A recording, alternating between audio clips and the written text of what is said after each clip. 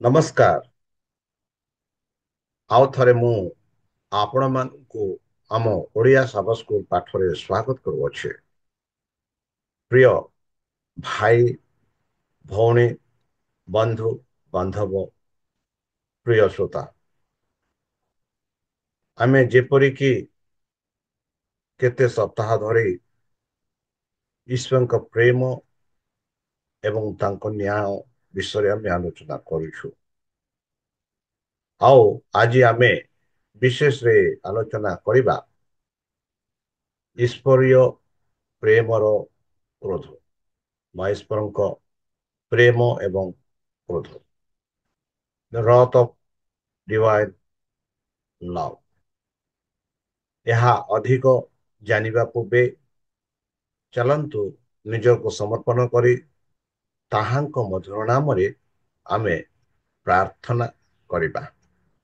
ହେ ଆମ୍ଭମାନଙ୍କ ସର୍ବଶକ୍ତି ସର୍ବଜ୍ଞାନୀ ପ୍ରେମର ସାଗର, ଦୟାମୟ ଅନ୍ତର୍ଯ୍ୟାମୀ ଅନୁଗ୍ରହ ପରମ ପିତା, ଧନ୍ୟବାଦ ଅର୍ପଣ କରୁଅଛୁ। ବର୍ତ୍ତମାନ ଯେଉଁ ସମୟ ଆମମାନଙ୍କୁ ଏହି ସାବସ୍କୁ ପାଠ ପଢିବା ପାଇଁ ସମୟ ପ୍ରଦାନ କରିଅଛ, ସେଥିଯୋଗୁଁ ବହୁତ ଧନ୍ୟବାଦ। ପରମେଶ୍ୱର, ଯେପରିକି ଏହି ସାବସ୍କୁ ଆମେ ବୁଝିପାରିବୁ, ଏହା ବୁଝିବା ପାଇଁ ଆମମାନଙ୍କୁ ବୁଦ୍ଧିରେ, ଜ୍ଞାନରେ, ଶକ୍ତିରେ ପରିପୂର୍ଣ୍ଣ କର। ଆମ ପାପ ସବୁ ତୁମ ସେହି ବହୁମୂଲ୍ୟ ରକ୍ତରେ ପରିଷ୍କାର ରୂପେ ଧୋଇଦିଅ। ଆମମାନଙ୍କୁ ସେହି ପବିତ୍ର ଆତ୍ମା ଦ୍ୱାରା ପରିଚାଳନା କର, ଯେପରିକି ତୁମ ସେହି ପ୍ରେମର କ୍ରୋଧ ବିଷୟରେ ଆମେ ଅଧିକ ବିଷୟରେ ଜାଣିପାରିବୁ। ଏହି ଛୋଟ ପ୍ରାର୍ଥନା ଯୀଶୁଙ୍କ ନାମରେ ମାଗୁଅଛି, ଶୁଣି ଗ୍ରହଣ କର। ଆମେନ୍। ବନ୍ଧୁ,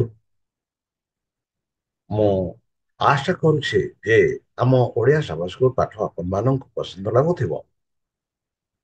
ଅଧିକରୁ ଅଧିକ ଲୋକମାନଙ୍କୁ ଆପଣମାନେ ଆମ ଓଡ଼ିଆ ସାବସ୍କୁ ପାଠ ବାଣ୍ଟନ୍ତୁ ଆଉ ଦୟାକରି ସେମାନଙ୍କୁ କହନ୍ତୁ ଯେ ଏହାକୁ ସବସ୍କ୍ରାଇବ କରିବା ପାଇଁ, ଯେପରିକି ଅଧିକଠୁ ଅଧିକ ଲୋକ ଆମ ସାବସ୍କୁ ବିଶେଷ ଭାବରେ ଓଡ଼ିଆ ସାବସ୍କୁ ପାଠ ସେମାନେ ଏଇ ଯୋଉ ୟୁଟ୍ୟୁବ ମାଧ୍ୟମ ଦ୍ଵାରା ଦେଖିପାରିବେ, ଜାଣିପାରିବେ। ତାହେଲେ ଚାଲନ୍ତୁ ବିଳମ୍ବ ନ କରି ଆମେ ଏହି ସପ୍ତାହର ପାଠ ଆମେ ଆରମ୍ଭ କରିବା। ଏହି ସପ୍ତାହର ପାଠ ଯାହା ଆମେ ଦେଖୁଅଛୁ, ଈଶ୍ୱରୀୟ ପ୍ରେମର କ୍ରୋଧ, ଦ ରଥ ଅଫ ଡିଭାଇନ ଲଭ୍,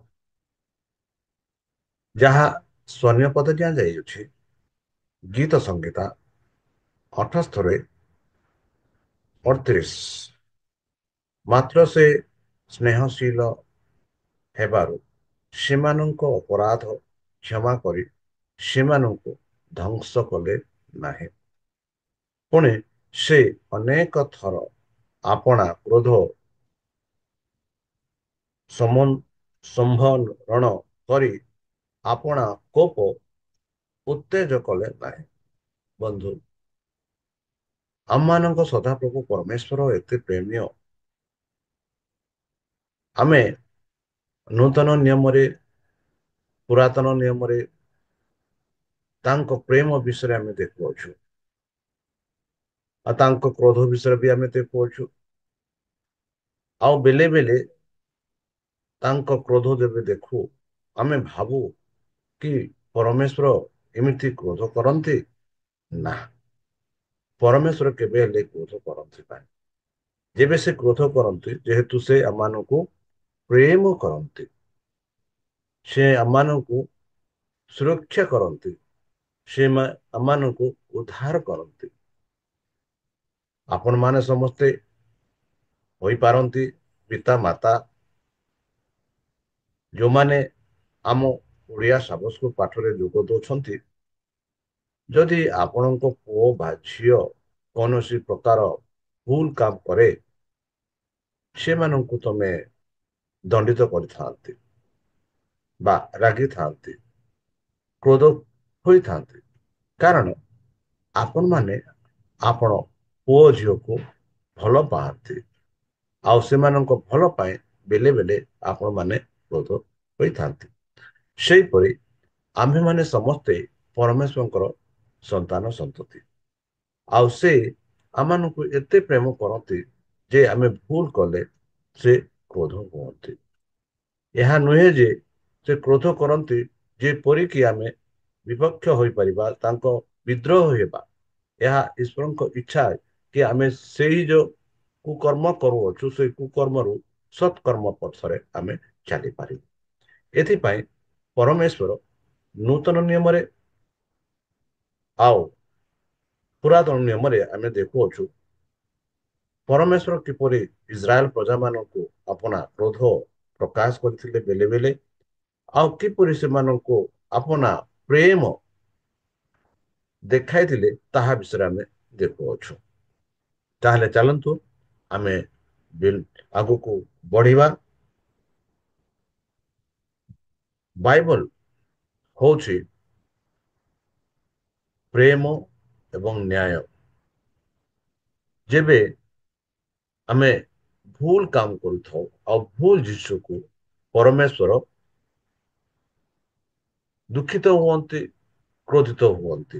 ଯେହେତୁ ପାପ ଏବଂ ଭୁଲ, ଇଭଲ ଯାହା ଆମେ ଇଂରାଜୀରେ କହୁଛୁ ମନ୍ଦ, ଏଥିଯୋଗୁ ଏଇ ଯୋଉ ଭୁଲକୁ, ଏଇ ମନ୍ଦ କାର୍ଯ୍ୟକୁ, ଏଇ ଯୋଉ ପାପକୁ ବେଲେ ବେଲେ ପରମେଶ୍ୱର ଧମକ ଦେଇଥାନ୍ତି, ସେଇ ଧମକ ପ୍ରକାଶ କରିଥାନ୍ତି। ଆଉ ସେଇ ଧମକ ବେଲେ ବେଲେ ଅଧିକ ଲୋକ ଭୁଲ ଧାରଣାରେ ଭାବିଥାନ୍ତି, ଭୁଲ ଭାବରେ ବୁଝିଥାନ୍ତି। ଆମେ ପୁରାତନ ନିୟମରେ ଆମେ ଦେଖୁଅଛୁ କି ଯେବେ ଇସ୍ରାଏଲ ପ୍ରଜା ମାନେ ଭୁଲ କାମ କରୁଥିଲେ, ଯେବେ ପରମେଶ୍ୱରଙ୍କ ବିରୁଦ୍ଧରେ ଯାଉଥିଲେ, ଯେବେ ପରମେଶ୍ୱର ସେମାନଙ୍କୁ କହିଲେ କି ମୂର୍ତ୍ତି ପୂଜା କର ନାହିଁ କି ଏହିପରି କର ନାହିଁ, ମୁଁ ହିଁ ଏକ ପରମେଶ୍ୱର, ମତେ ହିଁ ସ୍ମରଣ କର ବୋଲି କହିଥିଲେ। ଆଉ ଯେବେ ସେମାନେ କେନାନ ଦେଶରେ ପ୍ରବେଶ କଲେ, ସେତେବେଳେ ସେମାନେ ସେଇ କେନାନ ଦେଶୀୟ ଲୋକମାନଙ୍କର ଆଚରଣରେ ସେମାନେ ନିଜକୁ ନିବୃତ୍ତ କରିଥିଲେ। ଆଉ ଯେଉଁ କେନାନ ଦେଶ ଲୋକମାନେ ଯେଉଁ ଦେବ ଦେବତା ମାନଙ୍କୁ ପୂଜା କରୁଥିଲେ, ସେଇ ଦେବ ଦେବତା ମାନଙ୍କୁ ସେମାନେ ପୂଜା କରୁଥିଲେ। ସେମାନେ ସଦାପ୍ରଭୁ ପରମେଶ୍ୱରଙ୍କର ପ୍ରେମ ଯାହା ସେମାନେ ଅନୁଭବ କରିଥିଲେ ସେମାନଙ୍କ ଯାତ୍ରାରେ, ତାହା ସେମାନେ ଭୁଲି ଯାଇଥିଲେ। ଆଉ ଏଥିଯୋଗୁ ବେଲେ ବେଲେ ଆମେ ଦେଖୁଅଛୁ ପୁରାତନ ନିୟମରେ ସେମାନଙ୍କୁ ଏକ ଅନ୍ୟ ରାଜାଙ୍କ ହସ୍ତରେ ସମର୍ପଣ କରିଦେଇଥିଲେ। ଉଦାହରଣ ସ୍ୱରୂପରେ ଯଦି ଆମେ ଦେଖିବା ଦାନିଏଲ ପୁସ୍ତକରେ କିପରି ପରମେଶ୍ୱର ଇସ୍ରାଏଲ ପ୍ରଜାମାନଙ୍କୁ ରାଜା ନବୁକଦ୍ନେzzarକୁ ସମର୍ପଣ କରିଥିଲେ। ଆଉ ସେହିପରି ଅନେକ ଉଦାହରଣ ଆମେ ଦେଖୁଅଛୁ, ଯାହା ଆମେ ସେଥିରେ ଆମେ ଜାଣିପାରିବା କି ପରମେଶ୍ୱରଙ୍କ କ୍ରୋଧ ଥିଲା। ଆଉ ସେଇ କ୍ରୋଧ ଯେପରିକି ଲୋକ ତାହାଙ୍କର ପ୍ରେମ ବିଷୟରେ ଭଲ ଭାବରେ ଜାଣିପାରିବେ, ଏଥିପାଇଁ ସେମାନେ ଇଚ୍ଛା, ସେମାନେ ଭୁଲ ରାସ୍ତାରୁ ଫେରି ଆସିବେ। ଯାହା ଆମେ ଯଦି ଗୀତ ସଂହିତା ତାର ପୁରା ପର୍ବ ଯଦି ପଢିବା, ସେଠି ଈଶ୍ୱରଙ୍କର ପ୍ରେମ, ଈଶ୍ୱରଙ୍କ ସ୍ନେହ, ଈଶ୍ୱରଙ୍କର କୃପା, ଈଶ୍ୱରଙ୍କର ଅନୁଗ୍ରହ ବିଷୟରେ ଆମେ ପାଉଅଛୁ। ଯେବେ ଇସ୍ରାଏଲ ପ୍ରଜାମାନେ ସେଠି ଯଦି ପଢିବା, ଭଲ ଭାବରେ ଆମକୁ କୁହାଯାଉଛି କିପରି ପରମେଶ୍ୱର ସେମାନଙ୍କୁ କ୍ରୋଧ କରୁଥିଲେ ଆଉ କିପରି ସେମାନଙ୍କର ପାପ କ୍ଷମା କରୁଥିଲେ, ଆଉ କିପରି ସେମାନଙ୍କ ସହ ଥିଲେ, ତାହା ବିଷୟରେ ଆମେ ଦେଖୁଅଛୁ। ଆଉ ତା ଛଡା ଆମେ ବି ଦେଖୁଅଛୁ ପରମେଶ୍ୱର ସେମାନଙ୍କୁ କିପରି ଦଣ୍ଡ ଦେଇଥିଲେ।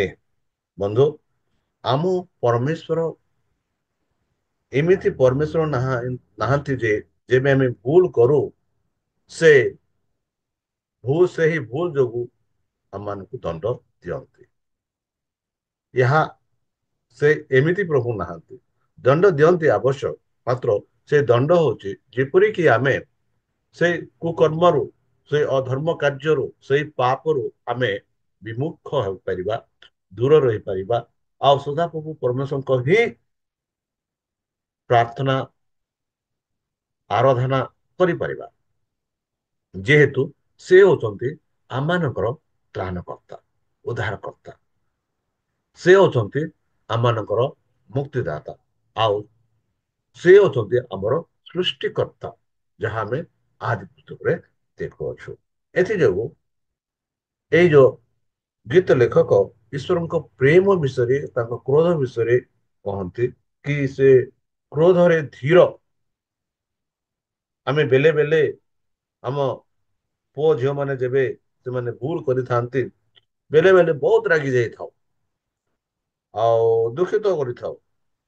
ମାତ୍ର ଆମେ ଦେଖୁଅଛୁ କି ପ୍ରେମ ପରମେଶ୍ୱର ହଉଛନ୍ତି ଏକ ପ୍ରେମୀୟ ଈଶ୍ୱର ଯାହା ସେ ପ୍ରଦର୍ଶନ କରନ୍ତି। ଯଦି ଆମେ ଦେଖିବା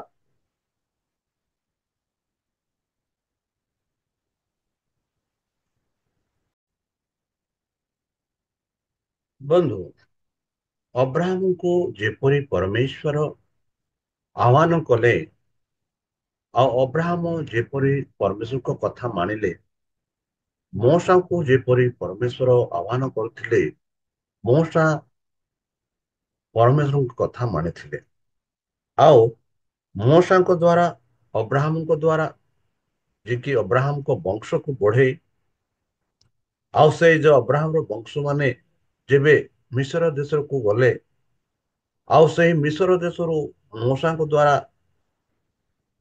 ପରମେଶ୍ୱର କିପରି ସେମାନଙ୍କୁ ଉଦ୍ଧାର କରି ଏକ ରାଜ୍ୟ ସ୍ଥାପନ କରି ସେ ରାଜ୍ୟକୁ ସେମାନଙ୍କୁ ନେଲେ ଆଉ ସେଇ ରାଜ୍ୟ ହେଲା କେନାନ ଦେଶରେ ଦେଶ। ଆଉ ସେ କେନାନ ଦେଶରେ କିପରି ସେମାନେ ଯିବା ପୂର୍ବରେ କି ପ୍ରକାର ଅନୁଭବ କରିଥିଲେ ସେଇ ବିଷୟରେ ଆମେ ଭଲ ଭାବରେ ଜାଣୁଅଛୁ। ଭଲ ଭାବରେ ଜାଣୁଅଛୁ କି ପରମେଶ୍ୱର କିପରି ସେମାନଙ୍କୁ କେନାନ ଦେଶରୁ ସେଇ ଯୋଉ ଦେଶ କେନାନ ଦେଶରୁ ବା ମିଶ୍ର ଦେଶରୁ କେନାନ ଦେଶକୁ ସେ ବାହାରି ଆଣିଲେ। ବନ୍ଧୁ ଏହା ହଉଛି ଈଶ୍ୱରଙ୍କ ପ୍ରେମ। ଏହା ହଉଛି ଈଶ୍ୱରଙ୍କ ମମତା। ସେ ସେହି ଇସ୍ରାଏଲ ପ୍ରଜା ମାନଙ୍କୁ ଯେତେ ଭୁଲ କାମ କଲେ ବି ସେମାନଙ୍କ ଭୁଲକୁ ସେ କ୍ଷମା କରୁଥିଲେ ଆଉ ସେମାନଙ୍କ ପାପ ସବୁ ସେ କ୍ଷମା କରୁଥିଲେ। ତାହେଲେ ଚାଲନ୍ତୁ ଆମେ ଆଗକୁ ବଢିବା। ବନ୍ଧୁ ଯେପରିକି ଆମ ସାବ ସ୍କୁଲ ଲେସନ୍ସ ବିଶେଷ ଭାବରେ କହୁଅଛି କି ପରମେଶ୍ୱର କ୍ରୋଧରେ ଧୀର। God is slow to anger। କ୍ରୋଧରେ ଧୀର। ସେ ସାଧାରଣ ଭାବରେ କ୍ରୋଧ ହୁଅନ୍ତି ନାହିଁ। ଦେଖନ୍ତୁ ବନ୍ଧୁ ଯଦି ଆମେ ଦେଖିବା ଆମ କୋଳରେ ଯଦି ଛୋଟ ଶିଶୁ ବା ଛୋଟ ପିଲା ବସିଛି ସେ ଏପଟେ ସେପଟେ ଡେଇବା ପାଇଁ ଚାହିଁବା ସବୁ କିଛି କରିଥାଏ। ଆଉ ବେଳେ ବେଳେ ଏମିତି ଭୁଲ କାମ କରିଥାଏ ଯାହା ଆମେ ଭଲ ପାଇନଥାଉ। ମାତ୍ର ତା ପାଇଁ ସେଇ ଛୋଟ ପୁଅକୁ ବା ଝିଅକୁ କ୍ରୋଧିତ ହୋଇ ନେଇଥାଉ। ଯଦି ହବା ବେଲେ ବେଲେ କରିଥାଉ। ମାତ୍ର ପରମେଶ୍ୱର ଆମମାନଙ୍କୁ ସେଇପରି କ୍ରୋଧିତ ହୁଅନ୍ତି ନାହିଁ। ରାଗି ଯାଆନ୍ତି ନାହିଁ ଯାହା ଆମେ କହୁଅଛୁ ବା ପାଟି କରନ୍ତି ନାହିଁ ବା ଦଣ୍ଡ ଦିଅନ୍ତି ନାହିଁ। ସେ କ୍ରୋଧରେ ଧୀର। ସାଧାରଣରେ ସେ କ୍ରୋଧ କରନ୍ତି ନାହିଁ। ଯେବେ କି ଆମେ ଅତିରିକ୍ତରୁ ଅତିରିକ୍ତ ରାସ୍ତା ଯେମିତି ଭୁଲ କରି ସାରି କରୁଅଛୁ କଲା କହିଲା ପରେ ବି କରୁଅଛୁ ସେତେବେଳେ ପରମେଶ୍ୱର ମାନଙ୍କୁ ତାଙ୍କ ପ୍ରେମ ଦ୍ଵାରା ଶାସ୍ତି ଦିଅନ୍ତି ଯାହା ଦ୍ଵାରା ଆମେ ଠିକ ରାସ୍ତାରେ ଯାଇପାରିବ। ଯେପରିକି ଜହନ ଜନା ଜୁନସଙ୍କ କାହାଣୀ ଆପଣ ଦେଖିଥିବେ ଶୁଣିଥିବେ ପଢିଥିବେ। ଯେବେ ଜୁନସ କୁ କୁହାଗଲା କି ସେଇ ଯୋଉ ନିବସ ଦେଶକୁ ଯାଅ ସେଠିରେ ପ୍ରଚାର କର କି ସଦାପ୍ରଭୁ ଏଇ ନିବସକୁ 40 ଦିନରେ ନଷ୍ଟ କରିଦେବ। ଆଉ ତାହା କାହାଣୀ ସେଇ କାହାଣୀ ଆମେ ଭଲ ଭାବରେ ଜାଣିଅଛୁ। ଯାହା ଆମେ ଇଂରାଜୀରେ କହୁଛନ୍ତି ନିନିବେ। ସେ ସେ ନିବସକୁ ଭଲ ଭାବରେ ଜାଣିଥିଲେ କି ସେ ନିବସରେ ବା ସେ ନିନିବେରେ କି ପ୍ରକାର ଲୋକ ବାସ କରୁଛନ୍ତି। ହିଂସାକାରୀ ଖୁନି, କ୍ରୋଧୀ ଏମିତି ଲୋକମାନେ ସେଠି ବାସ କରୁଛନ୍ତି। ଆଉ ସେ ଜାଣିଥିଲେ ଯେ ଯଦି ସେ ଯିବେ ତାହେଲେ ତାହାର ପ୍ରାଣ ବି ସେମାନେ ନେଇପାରିବେ। ଏଥିଯୋଗୁ ପ୍ରଭୁଙ୍କ କଥା ମାନିଲେ, ହେଲେ ସେ ତୀର୍ଥ କୁ ଯିବାକୁ ମନସ୍ଥ କଲେ। ଆଉ ସେ କାହାଣୀ ସବୁ ଆମେ ଭଲ ଭାବରେ ଜାଣିଅଛୁ, ଆମେ ପଢିଅଛୁ। ଯେବେ ସେ ଜୁନସ୍ ଯାଇ ସେ ଯୋଉ ନିନିବେରେ ପ୍ରଚାର କରନ୍ତି କି ପରମେଶ୍ୱର ଏହି ନିନିବେଶକୁ ନିବାସକୁ ବିନଷ୍ଟ କରିଦେବେ 40 ଦିନ ପରେ, ତେବେ ସେ ଲୋକମାନେ ମନ ପରିବର୍ତ୍ତନ କଲେ। କେମିତି ମନ ପରିବର୍ତ୍ତନ କଲେ? ସେମାନେ ଉପାସ ରହିଲେ। କିଏ ରହିଲେ? ରାଜାଠୁ ପ୍ରଜା, ପଶୁ ସମସ୍ତେ ଉପବାସ ରହିଲେ। ଆଉ ପ୍ରଭୁଙ୍କଠାରେ ବିନୟ କଲେ, ପ୍ରାର୍ଥନା କଲେ। ଆଉ ପ୍ରଭୁ ତାଙ୍କର ପ୍ରାର୍ଥନା ଶୁଣିଲେ। ଆଉ ଆମେ ଏଠି ଦେଖୁଅଛୁ ଜୁନସ୍ ଯେ କି 40 ଦିନ ହେଲା ପରେ ଗୋଟେ ଜାଗାରେ ଯାଇ ବସି ଦେଖୁଛନ୍ତି କି ସଦା ପ୍ରଭୁ ଏହି ନିନେବେକୁ ବିନଷ୍ଟ କରିଦେବେ। ମାତ୍ର ତା ଧାରଣାରେ ସେହି ନଗରକୁ ପରମେଶ୍ୱର ବିନଷ୍ଟ କଲେ ନାହିଁ। ତା ବାଦେ ଆମେ ଦେଖୁଅଛୁ କି ପରମେଶ୍ୱରଙ୍କ ଠାରେ ତାଙ୍କର କେମିତି ରାଗ ପ୍ରକାଶ କରନ୍ତି। ସେ କହନ୍ତି, ପ୍ରଭୁ ମୁଁ ଜାଣେ ଆପଣ କ୍ରୋଧରେ ଧୀର। ମୁଁ ଜାଣେ ଆପଣ ପାପୀକୁ ପ୍ରେମ କରନ୍ତି। ମୁଁ ଜାଣେ ଆପଣ ଏହି ଯୋଉ ନିନିବେଶକୁ ବିନଷ୍ଟ କରିବେ ନାହିଁ। ତେବେ ସଦାପ୍ରଭୁ ପରମେଶ୍ୱର ତାଙ୍କୁ ପ୍ରଶ୍ନ କରନ୍ତି, ଏହା ପାଇଁ ଆପଣ କାହିଁ ରାଗୁଛନ୍ତି? ବନ୍ଧୁ, ଏଇ ଯୋଉ ନିନିବେ 4 ପର୍ବ ଯଦି ପଢିବେ, ଏମିତି ପରିସ୍ଥିତି ଆସିଗଲା କି ଜୁନସ୍ ଏହିପରି ସଦାପ୍ରଭୁଙ୍କ ଠାରେ ଅନୁରୋଧ କରୁଛନ୍ତି, ହେ ପ୍ରଭୁ ମୋର ପ୍ରାଣ ନେଇଯାଆନ୍ତୁ, ମୁଁ ଦେଖିବାକୁ ଚାହେଁ ନାହିଁ। ବନ୍ଧୁ, କେଡେ ସୁନ୍ଦର ଭାବରେ ଏଇ ଯୋଉ କାହାଣୀ ଦ୍ଵାରା ଆମେ ଦେଖିପାରୁଛୁ କି ପରମେଶ୍ୱର ଆମମାନଙ୍କୁ କେମିତି ପ୍ରେମ କରନ୍ତି। ଯଦି ଅବା ଆମେ ଭୁଲ କାମ କରୁ, ଖରାପ କାମ କରୁ, ପାପ କାମ କରୁ, ମିଥ୍ୟା ଶିକ୍ଷା ଦେଇଥାଉ, ଖୁନି କରିଥାଉ, ବ୍ୟଭିଚାର କରିଥାଉ, ହେଲେ ପରମେଶ୍ୱର ଆମମାନଙ୍କୁ ଏତେ ପ୍ରେମ କରନ୍ତି କି ତାଙ୍କ ପ୍ରେମ ଦ୍ଵାରା ସେ ଆମମାନଙ୍କୁ ବିନଷ୍ଟ କରିବା ପାଇଁ ଚାହାନ୍ତି ନାହିଁ, ବରଂ କିଛି ଶାସ୍ତି ଦେଇ ଯେପରିକି ଆମେ ସଠିକ ରାସ୍ତାରେ ଆସିପାରିବୁ, ସଠିକ ବିଷୟରେ ଜାଣିପାରିବୁ। ଏହା ହିଁ ଈଶ୍ୱରଙ୍କର ପ୍ରେମ। ତାପରେ ଯଦି ଆମେ ଦେଖିବା ବନ୍ଧୁ, ମାଥ୍ୟୁ 10:8 ସେଠି ମାଥ୍ୟୁ କରନ୍ତି କି ଆମମାନଙ୍କର କର୍ତ୍ତବ୍ୟ ଯାହା ଅଛି, ଯୀଶୁ ପ୍ରଭୁ ଯେବେ ଏଇ ପୃଥିବୀରେ ଥିଲେ ବନ୍ଧୁ, ସେ କାହାକୁ ବି କ୍ରୋଧ କରିନାହାନ୍ତି। ଗୋଟିଏ ସ୍ଥାନରେ ସେ କ୍ରୋଧ କରୁଥିଲେ, ଏହା ପରେ ମୁଁ କହିବି। ମାତ୍ର ଏଠି ମାଥ୍ୟୁ ତାର 10:8 ଦେଖୁଅଛୁ କି ସେ ପୀଡ଼ିତ ଲୋକଙ୍କର ସୁସ୍ଥ କରୁଥିଲେ ବୋଲି, ମୃତ୍ୟୁ ମାନଙ୍କୁ ଉଠାଉଥିଲେ ବୋଲି, କୁଷ୍ଠ ରୋଗୀ ମାନଙ୍କୁ ଶୁଚି କରୁଥିଲେ ବୋଲି, ଆଉ ଭୂତ ମାନଙ୍କୁ ବାହାର କରୁଥିଲେ ବୋଲି ଦେଖୁଅଛନ୍ତି। ଆଉ ତା ବି କେମିତି? ବିନା ମୂଲ୍ୟରେ। ବନ୍ଧୁ, ଯଦି ଆମେ ଡକ୍ଟର ପାଖକୁ ଯିବା, ଯାହା ଆମେ କହନ୍ତି, ଯାହା ଆମେ କହୁ କି କନସଲଟେଣ୍ଟ ଫି, କି ଯୋଗ ଦେଖିବା ପାଇଁ ଯାହା ଆମେ ଯିବୁ, ସେ ଫି ପାଇଁ ସେମାନେ ପଇସା ନିଅନ୍ତି। ତାପରେ ହିଁ ଆମମାନଙ୍କୁ ଚିକିତ୍ସା କରନ୍ତି। ମାତ୍ର ଏଠି ଯୀଶୁ ପ୍ରଭୁ ଏଇ ସବୁ ମୁକ୍ତ ଭାବରେ କରୁଥିଲେ, ବିନା ମୂଲ୍ୟରେ କରୁଥିଲେ। ସେମାନଙ୍କ ଠାରୁ କିଛି ଚାହୁଁନଥିଲେ, ଯେହେତୁ ସେମାନେ ତାଙ୍କ ଠାରେ ଈଶ୍ୱରଙ୍କର ସନ୍ତାନ ସନ୍ତତି ଦେଖା ଚାହୁଁଥିଲେ। ଆମମାନେ ମଧ୍ୟ ପରମେଶ୍ୱରଙ୍କ ସମ୍ମୁଖରେ ସନ୍ତାନ ସନ୍ତତି। ଆଉ ଯେବେ ଆମେ ଅସୁସ୍ଥ ରହୁ, ଦୁଃଖିତ ରହୁ, କ୍ରନ୍ଧନରେ ରହୁ, ଆର୍ଥିକ ସମସ୍ୟାରେ ପଡିଥାଉ, ଯେବେ ପରମେଶ୍ୱରଙ୍କ ଠାରେ ଆମେ ପ୍ରାର୍ଥନା କରିଥାଉ, ପରମେଶ୍ୱର ଆମର ପାପ ସବୁ କ୍ଷମା କରି ଆମମାନଙ୍କୁ ସହାୟକ ରୂପେ ସାହାଯ୍ୟ କରିଥାନ୍ତି। ସେହିପରି ଯାହା ଯୀଶୁ ପ୍ରଭୁ କରୁଥିଲେ ଯେତେବେଳେ ସେ ପୃଥିବୀରେ ଥିଲେ। ଈଶ୍ୱର ଏକ ଦୟାଳୁ, ଈଶ୍ୱର ଏକ ଅନୁଗ୍ରହ ଦାତା, କୃପାମୟ, ତାଙ୍କର ଚରିତ୍ର ପ୍ରେମରେ ଭରା ରହିଅଛି। ଆଉ ଯେପରି ଜୁନସଙ୍କ କାହାଣୀ ବିଷୟରେ ଦେଖିବା କି ଜୁନସ୍ ନିଜେ ସ୍ୱୀକାର କରନ୍ତି, ହଁ ହଁ ପ୍ରଭୁ ମୁଁ ଜାଣେ କି ଆପଣ ଏହିପରି କରିବେ, ଏହିପରି କରିବେ। ଏଥିଯୋଗୁ ମୁଁ ଇଚ୍ଛା କରୁଥିଲି କି ଏଇ ଯୋଉ ନିବେଶ କୁ ନ ଯାଇ ତିତସକୁ ଯିବାକୁ ମୁଁ ଚେଷ୍ଟା କରୁଥିଲି ବୋଲି ସେ କହୁଥିଲେ। ତାହେଲେ ଚାଲନ୍ତୁ ବନ୍ଧୁ ଆମେ ଆଗକୁ ବଢିବା। ବେଲେ ବେଲେ ବନ୍ଧୁ ହଠାତ୍ ରେ ଯଦି କୌଣସି ବ୍ୟକ୍ତି ଆପଣଙ୍କ ପିଲାକୁ, ପୁଅକୁ, ଝିଅକୁ ଯଦି ଆଘାତ କରନ୍ତି, ସେ ସମୟରେ ଆପଣ ମାନେ କଣ କରନ୍ତି? ଆପଣ କ୍ରୋଧିତ ହୋଇଥାନ୍ତି, ରାଗି ଯାଆନ୍ତି। ଆଉ ସେଇପରି ଯେବେ ଶୈତାନ ମାନଙ୍କୁ ଆଘାତ କରନ୍ତି,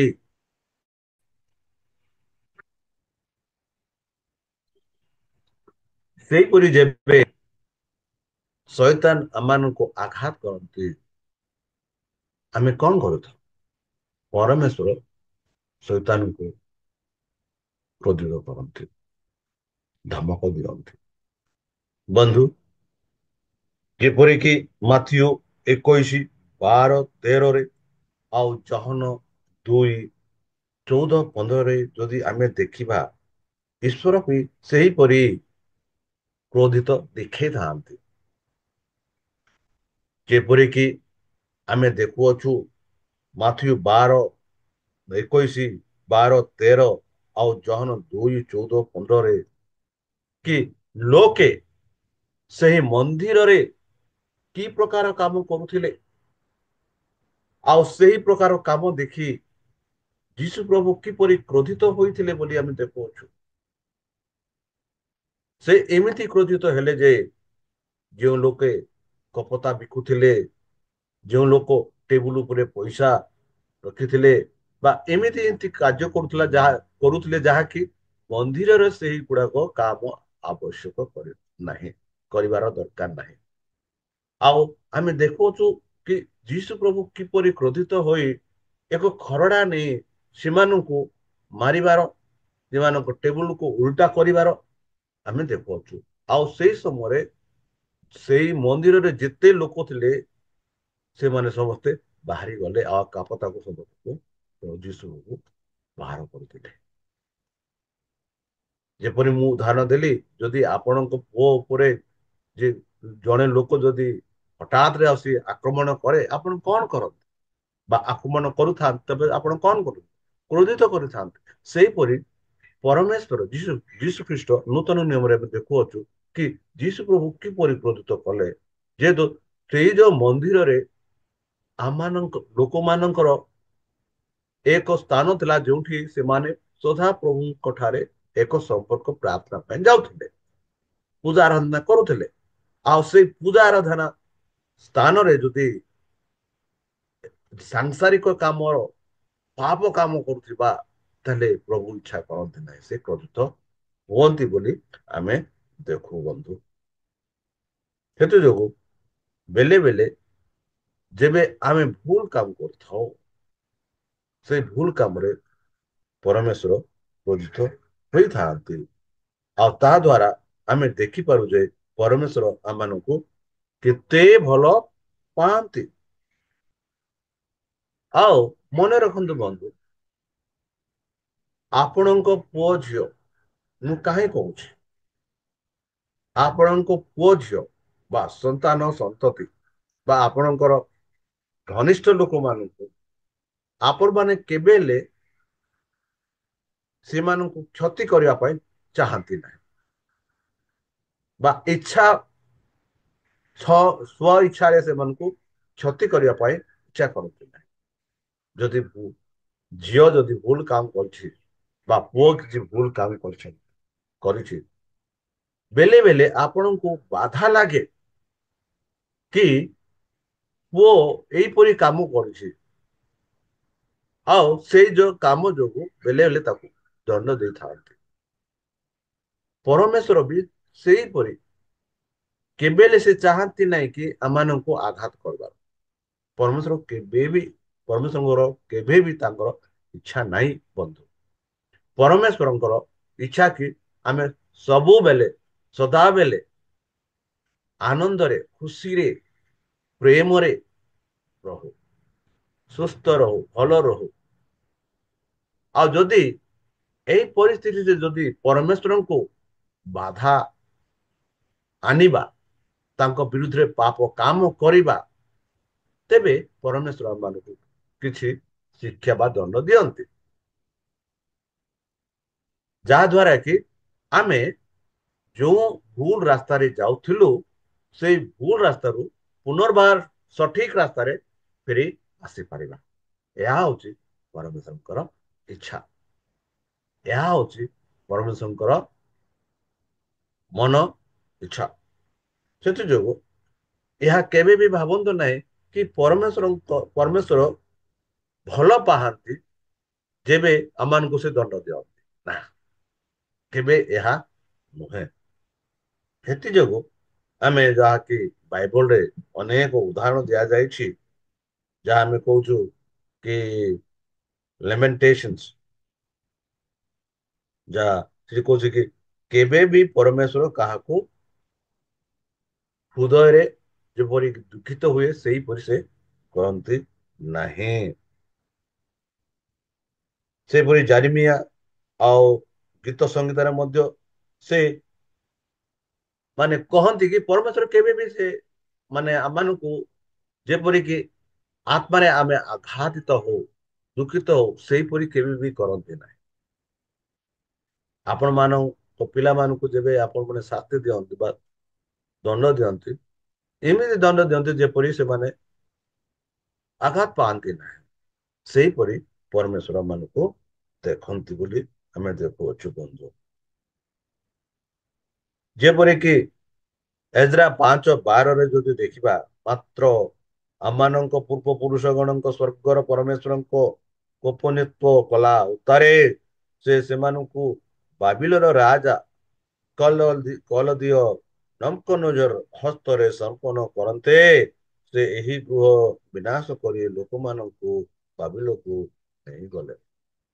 ବନ୍ଧୁ, ଏହା ଦ୍ଵାରା ଆମେ ଜାଣିପାରୁଛୁ ଯେବେ ଲୋକେ ସେଇ ସମୟରେ ଭୁଲ କରୁଥିଲେ, ସେମାନଙ୍କୁ ପରମେଶ୍ୱର ଶାସ୍ତି ଦେଉଥିଲେ। ଅନ୍ୟ ରାଜା ମାନଙ୍କ ଦ୍ଵାରା ସେମାନେ ଶାସ୍ତି ପାଉଥିଲେ, ଯେପରି ସେମାନେ ସଠିକ ରାସ୍ତାରେ ଫେରି ଆସିପାରିବେ, ସଠିକ କାମ କରିପାରିବେ। ସେହିପରି ଆମେ ଏଜ୍ରା 5:12 ଦେଖୁ। ତାପରେ ଜେରେମିୟା 51:24-25 ଆଉ 24 ମଧ୍ୟ ଦେଖୁଛୁ କି ପୁଣି ଆମ୍ଭେ ବାବିଲକୁ ଓ କଲଦୀୟ ନିବାସୀ ସକଳକୁ ସିଓନରେ ତୁମମାନେ ଦୃଷ୍ଟି ଗୋଚରରେ ସେମାନଙ୍କୁ କ୍ରୂତ ସକଳ ଦୁଷ୍କର୍ମର ପ୍ରତିଫଳ ଦେବା, ଏହା ସଦା ପ୍ରଭୁ। ବନ୍ଧୁ, ଯେବେ ଆମେ ଦୁଷ୍କର୍ମ କରୁ, ତେବେ ସଦାପ୍ରଭୁ ସେ ଦୁଷ୍କର୍ମର ପ୍ରତିଫଳ ଦିଅନ୍ତି। କନସିକ୍ୱେନ୍ସ ୱିଲ୍ ବି ଦେयर, ତାର ପ୍ରତିଫଳ ଥିବ।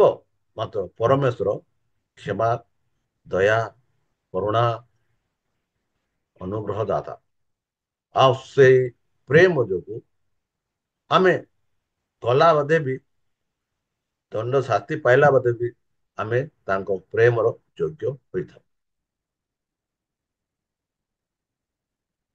ସେଇପରି ଆମେ ଏହିପରି ଏଜାରେ ତାପରେ ଏ ଯୋଉ ଦ୍ଵିତୀୟ ବଂଶାବଳୀ 3:36-16 ଏହିପରି ଆମେ ପାଉଅଛୁ କି ପରମେଶ୍ୱରଙ୍କ ପ୍ରେମ କିପରି ପ୍ରକାଶ କରିଥାଏ, ଆଉ କିପରି ପରମେଶ୍ୱର ସେଇ ଯୋଉ ଯୁଦା ପ୍ରଦେଶର ଲୋକମାନଙ୍କୁ ସେଇ ରାଜା ନେବୁକଦନେଜର ଦ୍ଵାରା ଏକ ବିଚାର ଆଣିଥିଲେ, ଯେହେତୁ ସେମାନେ ପରମେଶ୍ୱରଙ୍କର ଆଜ୍ଞା ଉଲ୍ଲଂଘନ କଲେ, ଆଉ ତାଙ୍କ ବିରୁଦ୍ଧରେ ସେମାନେ ଗଲେ, ଆଉ ସେମାନଙ୍କୁ ଶାସ୍ତି ଦେବା ପାଇଁ ସେମାନଙ୍କୁ ସେଠାକୁ ନିଆଯାଇଥିଲା। ଏଥିଯୋଗୁ ଆମେ ଦେଖୁଛୁ କି ଆମେ ପ୍ରେମ ଦେଖାଇବା, ମମତା ପ୍ରକାଶ କରିବା। ପରମେଶ୍ୱର କେବେ ହେଲେ ଆମମାନଙ୍କୁ କ୍ରୋଧିତ କରିନାହାନ୍ତି। ସେଇ ଯୋଉ ଈଶ୍ୱରୀୟ ପ୍ରେମ କ୍ରୋଧ ଯାହା ଆମେ ଦେଖୁ, ତା ଯାହା ପୁରୁଣା ଓ ନୂତନ ନିୟମରେ ପ୍ରକାଶ କରେ। ଯେବେ ଆମେ ଭୁଲ କାମ କରିଥାଉ, ସେ ଭୁଲକୁ ସେ ତାଙ୍କ ଈଶ୍ୱରୀୟ ପ୍ରେମ ଦ୍ଵାରା କ୍ରୋଧିତ କରିଥାନ୍ତି। ତାଙ୍କର ଭଲ କାମ, ତାଙ୍କ ଉତ୍ତମ କାମ ଆମମାନଙ୍କୁ ଦେଖାଇଥାନ୍ତି। ଆଉ ପ୍ରେମ ହଉଛି ଈଶ୍ୱରଙ୍କର ସିଦ୍ଧାନ୍ତ। ଆଉ ଏଇ ଯୋଉ ସିଦ୍ଧାନ୍ତ ଆବଶ୍ୟକ। ମନେ ରଖନ୍ତୁ, ଯୋଉ ଜାଗାରେ ପାପ ନାହିଁ, ଯୋଉ ଜାଗାରେ ମନ୍ଦ ନାହିଁ, ସେଇ ଜାଗାରେ ନ୍ୟାୟ ବୋଲି ନାହିଁ। ଯେବେ ପାପ ହୁଏ, ଯେବେ ମନ୍ଦ ହୁଏ, ସେଇ ପାପ ମନ୍ଦ ପାଇଁ ନ୍ୟାୟ ଉପସ୍ଥିତି ଥାଏ। ଆଉ ପରମେଶ୍ୱର ସେଇ ନ୍ୟାୟ କରିବା ପାଇଁ ସେ ସକ୍ରିୟରେ ପ୍ରବେଶ କରନ୍ତି। ତାହା ହଉଛି ପରମେଶ୍ୱରଙ୍କର କ୍ରୋଧ। ଯାହା ଦ୍ୱାରା କି ଆମେ ସେଇ ଯୋଉ ମନ୍ଦକୁ ସଦା ସର୍ବଦା ପରମେଶ୍ୱର ନେଇଯିବ, ଯେଉଁଠାରେ ଆମେ ଆନନ୍ଦରେ ବାସ କରିପାରିବୁ। ଯେଉଁଠାରେ ଈଶ୍ୱରଙ୍କ ଠାରେ ଆମେ ବାସ କରିପାରିବୁ। ସେହିପରି ଯଦି ଆମେ ପଢିବା ଦ୍ୱିତୀୟ ବିବରଣୀ 32-35ରେ, ସେମାନଙ୍କ ପାଦ ଖସି ପଡିବା ବେଲେ ସମୁଚିତ ଦଣ୍ଡ ଓ ପ୍ରତିଫଳ ଦେବା ଆରମ୍ଭ ଆମର କର୍ମ, କାରଣ ସେମାନଙ୍କ ବିପଦର ଦିନ ସନ୍ନିକଟ ଓ ସେମାନଙ୍କ ପାଇଁ ଯାହା ନିରୂପିତ ତାହା ଶୀଘ୍ର ଆସୁଅଛି। ଦେଖନ୍ତୁ ବନ୍ଧୁ, କିପରି କହୁଛି, ଆମେ ଅନିଷ୍ଟର ପ୍ରତିଫଳ ହେବା, ତୁମେ ଏପରି କଥା କୁହ ନାହିଁ। ସଦାପ୍ରଭୁଙ୍କ ଠାରେ ଅନୁସରଣ କର, ସେ ତୁମକୁ ଉଦ୍ଧାର କରିବ। ଯେବେ ଆମେ ସଦାପ୍ରଭୁଙ୍କ ଠାରେ ଅନୁସରଣ କରିବା, ସେ ଆମମାନଙ୍କୁ ଉଦ୍ଧାର କରିବେ। ହିତୋପଦେଶ 20-22। ହିତୋପଦେଶ 24-29 କୁହେ ଏହିପରି, ସେ ମୋ ପ୍ରତି ଯେପରି କରିଅଛି ତାହା ପ୍ରତି ମୁଁ ସେପରି କରିବି ଓ ତାହାର କର୍ମାନୁସାରେ ମୁଁ ତାହାକୁ ପ୍ରତିଫଳ ଦେବି। ଏହି ଏ ରୂପ କୁହ ନାହିଁ। ଦେଖନ୍ତୁ ବନ୍ଧୁ, ବେଲେ ବେଲେ ଆମେ କହୁ, ସେ ମତେ ଏମିତି କରିଛି, ମୁଁ ତାକୁ ସେମିତି କରିବି। କିନ୍ତୁ ପରମେଶ୍ୱର ମାନଙ୍କୁ ସେହିପରି କରନ୍ତି ନାହିଁ। ସେହିପରି ଯଦି ଆମେ ଦେଖିବା, ରୋମିଓ 12-17-21, ଏଠି ସାଧୁ ପାଉଲ ଭଲ ଭାବରେ କହନ୍ତି, ମନ୍ଦ ବଦଳରେ କାହାରି ମନ୍ଦ କର ନାହିଁ। ଯୋଉ ଯଦି କେଉଁ ଲୋକ, ଯଦି କେଉଁ ବ୍ୟକ୍ତି ଯଦି ଆପଣଙ୍କର ମନ୍ଦ କାମ ବା ଆପଣଙ୍କ ଉପରେ କିଛି ମନ୍ଦ କାମ କରିଛନ୍ତି, ତାହା ତୁମେ ତାଙ୍କୁ ସେମାନଙ୍କୁ ମଧ୍ୟ ତମେ ମନ୍ଦ କର ନାହିଁ ବୋଲି ସାଧୁ ପାଉଲ କହୁଛନ୍ତି। ଯେହେତୁ ଯୀଶୁ ପ୍ରଭୁ ଆମମାନଙ୍କ ପାଇଁ କୃଷରେ ହତ ହେଲେ, ଆମ ସେହି କୃଷରେ ହତ ହେବାର ଯୋଗ୍ୟତା ଥିଲା। ଆଉ ସେଇ ଯୋଗ୍ୟ ଆମେ ହରାଇ ଖ୍ରୀଷ୍ଟଙ୍କ ଠାରେ ପରିତ୍ରାଣ ପାଇଲୁ। ଯେହେତୁ ସେଇ ଯୋଗ୍ୟତା ଯୀଶୁ ଖ୍ରୀଷ୍ଟ ନେଲେ, ସେ ମୃତ୍ୟୁ ଯୀଶୁ ଖ୍ରୀଷ୍ଟ ନେଲେ, ଆଉ ଆମମାନଙ୍କୁ ସେଇ ମୃତ୍ୟୁରୁ ଆମମାନଙ୍କୁ ଉଦ୍ଧାର କଲେ। ଏଥିଯୋଗୁ ସାଧୁ ପାଲ କରନ୍ତି କି ପ୍ରାର୍ଥନା କର, ବିନୟ ରୂପେ ପ୍ରାର୍ଥନା କର। ଯଦି ଭୁଲ କାମ କରୁଛନ୍ତି ପ୍ରାର୍ଥନା କର, ଆଉ ଯଦି ପ୍ରାର୍ଥନା କରିବ, ସଦାପ୍ରଭୁ ପରମେଶ୍ୱର ତୁମର ପାପ ସବୁ କ୍ଷମା କରିବେ। ତାହେଲେ ବନ୍ଧୁ, ଏଇ ଯୋଉ ଈଶ୍ୱରୀୟ ପ୍ରେମର କ୍ରୋଧ ଯାହା ଏହି ସପ୍ତାହରେ ଆମେ ଦେଖିଲୁ, ତାହା ଚାଲନ୍ତୁ ଆମମାନଙ୍କ ଜୀବନରେ ଏହା ପ୍ରକାଶ କରିବା। ଯେହେତୁ ପ୍ରଭୁ ଯୀଶୁ ଆପଣା ଜୀବନରେ ଏହା ପ୍ରକାଶ କଲେ। ପୁରାତନ ନିୟମରେ ପରମେଶ୍ୱର ଏହି ତାଙ୍କ ପ୍ରେମ ଏହି ପ୍ରକାର ପ୍ରକାଶ କଲେ। ଆମେ ଯାହା ଭୁଲ କଲୁ, ସେଇ ଭୁଲକୁ ସେ କ୍ଷମା କଲେ। ଆଉ ନୂତନ ନିୟମରେ ମଧ୍ୟ ଆମେ ଦେଖୁଛୁ, ଯୀଶୁ ଖ୍ରୀଷ୍ଟ ଆମମାନଙ୍କ ପାଇଁ ମୃତ୍ୟୁବରଣ କଲେ। ଏଥି କାରଣରୁ ବନ୍ଧୁ, ଚାଲନ୍ତୁ ସେହି ଯୋଉ କ୍ରୋଧ ଈଶ୍ୱରଙ୍କ ଠାରୁ ଆସେ, ବେଲେ ବେଲେ ହୋଇପାରେ କିଛି ବାଧା ଅସୁବିଧା ଆସେ, ହୋଇପାରେ ତାଙ୍କ ପ୍ରେମ। ସେ ପ୍ରେମ ଯୋଗୁ ଆମେ ବେଲେ ବେଲେ ସେଇ ବାଧା ପାଉଅଛୁ। ହୋଇପାରେ ଆମ ଜୀବନରେ କିଛି ଅସୁବିଧା ଆସିପାରେ। ଶାରୀରିକ ହୋଇପାରେ, ଆର୍ଥିକ ହୋଇପାରେ, ମାନସିକ ହୋଇପାରେ। ଲୋକ ଆପଣଙ୍କୁ ଭଲ ପାଇ ନ ପାରନ୍ତି। ଏହା ହୋଇପାରେ ଈଶ୍ୱରଙ୍କର କ୍ରୋଧ। ମାତ୍ର ଏହା ଭାବନ୍ତୁ ଯେ ଏହି କ୍ରୋଧ ହଉଛି ଈଶ୍ୱରଙ୍କର ପ୍ରେମ। ଆଉ ସେଇ ପ୍ରେମ ସଦା ସର୍ବଦା ପରମେଶ୍ୱର ମାନ ପ୍ରକାଶ କରିଛନ୍ତି। ଆମେ କେମିତି ଜାଣିବା? ଯୀଶୁ ପ୍ରଭୁଙ୍କ ଦ୍ଵାରା। ଯେହେତୁ ଯୀଶୁ ପ୍ରଭୁ ପରମେଶ୍ୱରଙ୍କ ପ୍ରେମ ଆମମାନଙ୍କୁ ପ୍ରକାଶ କଲେ, ଆଉ ସେ ଆମମାନଙ୍କୁ ପ୍ରେମ କଲେ। ତାହେଲେ ଚାଲନ୍ତୁ ନିଜକୁ ସମର୍ପଣ କରି ତାହାଙ୍କ ମଧୁର ନାମରେ ଆମେ ପ୍ରାର୍ଥନା କରିବା। ହେ ଆମ୍ଭମାନଙ୍କ ସର୍ବଶକ୍ତି ସର୍ବଜ୍ଞାନୀ ପ୍ରେମର ସାର, ଦୟାମୟ ଅନ୍ତର୍ଜମୀ ଅନୁଭବ ପାରମିତା, ଧନ୍ୟବାଦ ଅର୍ପଣ କରୁଛୁ।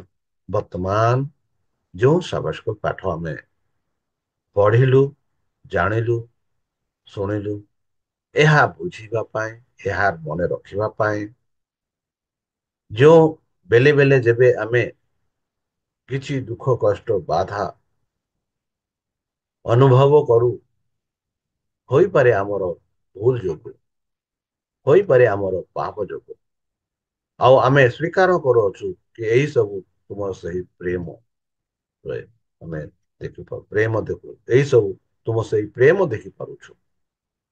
ପ୍ରଭୁ ଆମ ପାପ ସବୁ କ୍ଷମା କର।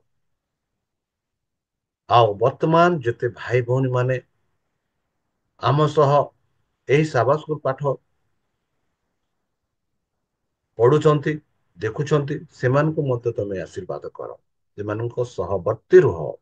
ସେମାନଙ୍କ ପ୍ରତ୍ୟେକ ଆପଦ ବିପଦରୁ ରକ୍ଷା କର। ଆଉ ସେମାନଙ୍କୁ ପବିତ୍ର ଆତ୍ମା ଦ୍ଵାରା ପରିଚାଳନା କର। ସେମାନଙ୍କ ଅସୁସ୍ଥରୁ ସୁସ୍ଥ କର। ଆଉ କିଛି ସାଂସାରିକର ବାଧା ସେମାନଙ୍କୁ ରହିଅଛି, ବାଧା ରହିଅଛି, ସେଇ ବାଧାରୁ ସେମାନଙ୍କୁ ମୁକ୍ତ କର। ଆଉ ପରିଶେଷ ଯେବେ ତୁମେ ତୁମ ସେହି ସହସ୍ରଙ୍କ ସହ ଆସିବେ, ସେତେବେଳେ ଆମମାନଙ୍କୁ ଏକ ବାସସ୍ଥାନ ଦିଅ ବୋଲି ତ୍ରାଣକର୍ତ୍ତା ପ୍ରଭୁ ଯୀଶୁଙ୍କ ମଧୁରମୟ ନାମରେ ଏହି ଛୋଟ ବିକ୍ଷମ ଅଛି, ତୁମେ ଗ୍ରହଣ କର। ଆମେନ୍। ନମସ୍କାର। ପ୍ରଭୁ ଆପଣ ମାନଙ୍କୁ ଆଶୀର୍ବାଦ କରନ୍ତୁ।